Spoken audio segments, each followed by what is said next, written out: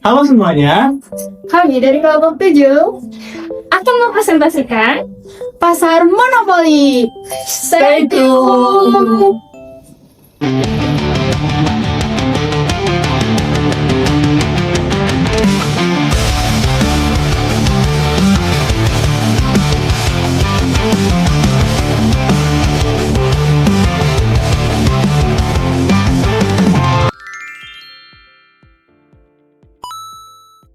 Pada kesempatan ini saya akan menjelaskan tentang konsep dasar dan karakteristik pasar monopoli. Nah, pertama kita mulai dari definisi pasar monopoli. Nah, pasar monopoli adalah suatu struktur pasar di mana hanya terdapat satu penjual atau satu perusahaan yang menguasai seluruh pasar untuk suatu barang atau jasa. Karena hanya ada satu produsen, maka perusahaan tersebut memiliki kekuatan besar dalam menentukan harga dan jumlah produksi. Nah, dalam kondisi ini, konsumen tidak memiliki banyak pilihan karena produk yang ditawarkan biasanya tidak memiliki pengganti yang sangat dekat. Selanjutnya, kita melihat ciri-ciri dari pasar monopoli. Nah, ciri yang paling utama adalah hanya ada satu produsen dalam pasar. Selain itu, produk yang dijual tidak memiliki substitusi atau pengganti yang dekat, sehingga konsumen tetap harus membeli produk tersebut jika membutuhkannya. Ciri berikutnya adalah adanya hambatan yang sangat kuat bagi perusahaan lain untuk masuk ke pasar. Misalnya karena keterbatasan teknologi, biaya sangat besar, atau aturan tertentu. Nah, karena kondisi tersebut, perusahaan monopoli sering disebut sebagai price maker, yaitu perusahaan yang dapat menentukan harga di pasar. Berikutnya, kita bahas faktor-faktor yang menyebabkan munculnya monopoli. Faktor pertama adalah sumber daya yang unik. Artinya, suatu perusahaan menguasai sumber daya penting yang tidak dimiliki oleh perusahaan lain. Karena hanya perusahaan tersebut yang memiliki sumber daya itu, maka perusahaan lain sulit untuk memproduksi barang yang sama. Kemudian faktor yang kedua adalah skala ekonomis. Dalam beberapa industri, produksi dalam jumlah besar dapat menurunkan biaya produksi secara signifikan. Hal ini membuat perusahaan besar lebih efisien dibandingkan dengan perusahaan kecil, sehingga sulit bagi pesaing baru untuk masuk dan bersaing di pasar tersebut. Kemudian faktor yang ketiga adalah hak monopoli yang diberikan oleh pemerintah, seperti hak paten, kemudian hak cipta, atau hak eksekutif. Hak ini diberikan untuk melindungi karya atau inovasi suatu perusahaan agar tidak langsung ditiru oleh pihak lain.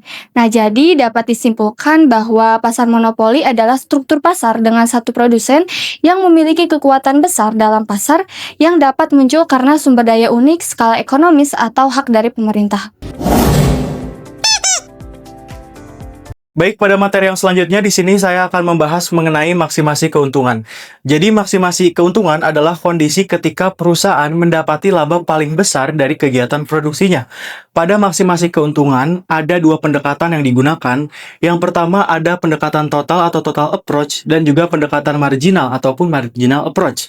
Pada pendekatan total, kita bisa melihat bahwasanya ketika perusahaan mendapati keuntungan maksimum dengan cara melihat selisih penjualan total ataupun total revenue atau TR dengan total cost ataupun total biaya atau TC memiliki nilai positif terbesar. Dan untuk pendekatan marginal dicapai dengan membandingkan antara marginal revenue atau MR dengan marginal cost atau MC. Dalam pendekatan marginal approach ini, keuntungan maksimum tercapai ketika MR sama dengan MC atau ketika selisih MR dan MC masih positif, tetapi setelah itu menjadi negatif. Untuk memahami konsep dari maksimasi keuntungan lebih jelas lagi, di sini saya akan membahas dalam bentuk tabel biaya produksi, hasil penjualan, dan juga keuntungan perusahaan monopoli. Perusahaan di sini kita bayangkan akan memperoleh barang secara bertahap dengan produksi sebanyak 1, 2, 3, dan juga seterusnya. Ketika produksinya sebanyak 1 ataupun lebih rendah, maka total revenue yang didapat akan kecil dan juga profit yang akan didapat juga kecil. Namun ketika produksinya ditambah sebanyak 2, maka total revenue-nya akan besar dengan total keuntungan atau profitnya semakin besar. Dan dapat kita lihat bahwasanya keuntungan maksimum yang diperoleh oleh perusahaan ini pada saat memproduksi barang sebanyak 4 dengan total revenue sebanyak 4.800 dan juga profit tertinggi ataupun keuntungan maksimum sebesar 2.300. Maka dapat kita artikan keuntungan maksimum yang diperoleh oleh perusahaan monopoli A ini didapat ketika memproduksi 4 unit barang. Kita akan melihat keuntungan maksimum dalam bentuk kurva. Selain tadi bisa dijelaskan dengan bentuk tabel, di sini ada kurva pendekatan total dari maksimasi keuntungan.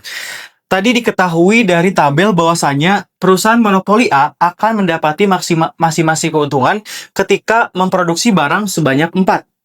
Dengan biaya yang harus dikeluarkan perusahaan untuk memproduksi barang sebanyak 4 ada di titik TC sebanyak 2.500 dengan total revenue ataupun pendapatan yang akan diperoleh dengan memproduksi 4 barang itu mendapat sebanyak 4.800. Sehingga selisih antara TC dan juga TR didapat sebanyak 2.300 yang dapat kita ketahui sebagai keuntungan maksimum dari perusahaan monopoli A. Yang selanjutnya di sini saya akan membahas keuntungan maksimum dalam bentuk kurva pendekatan marginal. Tadi dapat kita lihat bahwasanya di tabel ketika perusahaan mendapati keuntungan maksimum ketika memproduksi barang sebanyak 4. Dengan marginal revenue yang didapat sebanyak 600 dan juga biaya total yang ditambah ataupun marginal cost-nya sebanyak 300. Sehingga selisih antara marginal revenue dan juga marginal cost dari perusahaan monopoli A ketika memproduksi barang sebanyak 4 itu ada di angka 300, sehingga nilainya masih bernilai positif ataupun masih maksimum. Namun ketika barang yang diproduksi bertambah, itu justru marginal revenue dan juga marginal cost mendapati selisih yang minus ataupun negatif. Sehingga jelas pada saat memproduksi 4, keuntungan perusahaan tersebut mendapati keuntungan yang maksimal. Yang berikut ini ada kurva FC bukan merupakan kurva penawaran. Ada dua kurva permintaan yang berbeda, D0 dan juga D1 yang mana merubah marginal revenue dari MR0 ke MR1. Sedangkan kuantiti yang harus diproduksi perusahaan ataupun kuantiti itu ditentukan dari titik perpotongan antara MR dan juga MR0 dan juga MR dan juga MC. Namun di sini kita lihat bahwasanya MC-nya tidak ada yang berubah, tidak berubah ketika permintaannya berbeda, sehingga terjadi harga yang berbeda pula dari P0 dan juga P1. Hal ini menunjukkan bahwa dalam pasar monopoli tidak ada hubungan yang pasti antara harga dengan jumlah barang yang ditawarkan. Oleh karena itu, kurva MC tidak dapat dianggap sebagai kurva penawaran perusahaan monopoli. Baik, pada bagian selanjutnya kita akan membahas diskriminasi harga dalam pasar monopoli. Diskriminasi harga adalah strategi ketika perusahaan monopoli menjual produk yang sama kepada konsumen yang berbeda dengan harga yang berbeda. Perbedaan harga ini bukan karena biaya produksi, tetapi karena perbedaan karakteristik konsumen atau pasar. Biasanya, perusahaan membagi pasar menjadi beberapa segmen, misalnya rumah tangga dan industri atau pasar domestik dan luar negeri.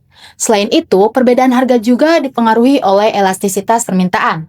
Pasar yang tidak elastis biasanya dikenakan harga yang lebih tinggi, sedangkan pasar yang lebih elastis dikenakan harga yang jauh lebih rendah. Tujuannya adalah untuk memaksimalkan keuntungan di suatu perusahaan. Namun, diskriminasi harga ini dapat diperoleh jika memenuhi beberapa syarat.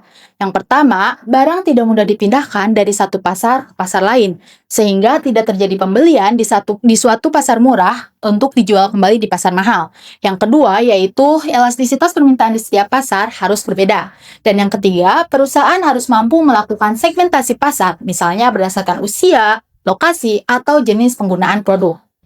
Nah, di dalam kehidupan sehari-hari, terdapat diskriminasi harga yang sering kita temui. Contohnya adalah tarif listrik yang berbeda antara rumah tangga dan industri. Selain itu, pada jasa profesional seperti dokter dan konsultan, tarif bisa berbeda tergantung jenis layanan atau kemampuan membayar klien.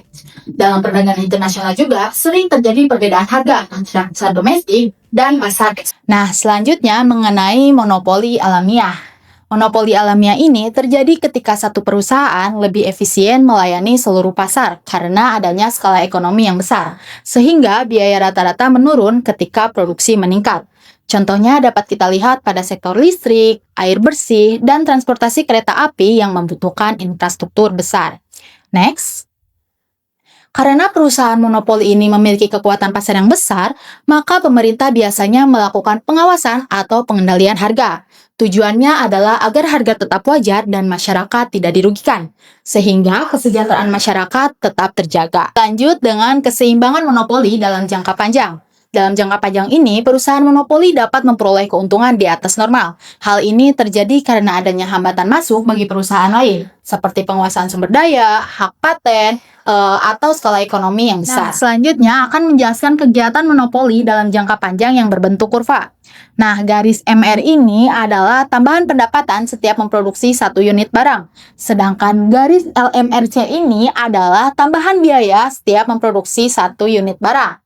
Nah, titik perpotongan antara MR dan LMRC akan menentukan jumlah barang yang akan diproduksi. Ini adalah titik perpotongannya. Setelah jumlah produksi ditentukan, tarik garis ke kurva permintaan dan harga ditentukan oleh kurva permintaan di atasnya. Ditarik dari titik perpotongan MR dan LMRC ditarik ke atas. Akibatnya, harga yang terbentuk biasanya lebih tinggi dan biaya marginalnya sehingga kurang efisien. Materi berikutnya yaitu 3 aspek penilaian atas monopoli. Yang pertama yaitu efisiensi penggunaan sumber daya, yang artinya monopoli dinilai dari apakah perusahaan menggunakan sumber daya secara efisien atau tidak. Yang kedua yaitu pemacu pengembangan teknologi dan inovasi. Keuntungan besar dari monopoli bisa digunakan untuk mengembangkan teknologi dan inovasi. Yang ketiga yaitu distribusi pendapatan. Pasar monopoli bisa membuat keuntungan lebih banyak diterima perusahaan sehingga pendapatan kurang merata. Baik, selanjutnya yaitu kurva perbandingan efisiensi antara pasar persaingan sempurna dengan pasar monopoli. Pasar persaingan sempurna akan menawarkan barang sejumlah S perpotongan dengan S dengan AC, maka diperoleh jumlah yang akan dijual sejumlah QS. Karena persaingan sempurna tidak bisa menentukan harga, maka permintaan yang akan menentukan harga di titik DS, maka diperoleh harganya tuh di titik PS. Selanjutnya, pada pasar monopoli, karena pasar monopoli menentukan harga pasar, pasar monopoli itu menentukan harga barang sejumlah PS. Karena pasar menginginkan harga di sejumlah PS, maka jumlah barang yang dijual oleh pasar monopoli menurun dari US ke UN. Maka dari dua pasar saingan ini, monopoli tidak efisien karena menurunkan jumlah produksinya.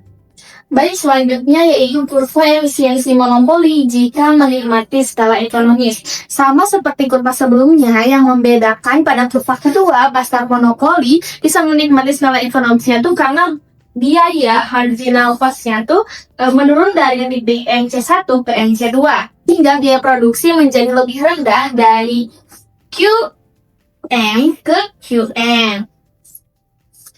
Akibatnya, harga bisa lebih rendah dan produksi lebih besar, sehingga dalam kondisi ini, monopoli dapat menjadi lebih efisien dibandingkan pasar persaingan sempurna.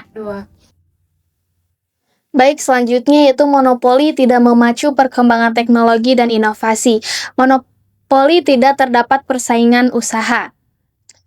Monopoli tidak memacu perkembangan teknologi dan inovasi karena perusahaan tidak menghadapi persaingan usaha. Tanpa adanya pesaing, perusahaan monopoli cenderung merasa cukup dengan kondisi yang ada, sehingga dorongan untuk meningkatkan teknologi atau melakukan inovasi menjadi rendah. Selanjutnya yaitu perkembangan teknologi dan inovasi memerlukan biaya yang besar, sehingga perusahaan monopoli seringkali tidak terdorong untuk mengeluarkan biaya tambahan tersebut jika ada tekanan dari pesaing pasar. Selanjutnya yaitu monopoli memacu perkembangan teknologi dan inovasi. Yang pertama yaitu pasar monopoli memacu perkembangan teknologi dan inovasi karena perusahaan memiliki keuntungan yang besar sehingga memiliki kemampuan untuk melakukan penelitian dan pengembangan teknologi. Dengan adanya inovasi dan teknologi yang lebih maju, perusahaan dapat menurunkan biaya produksi per unit atau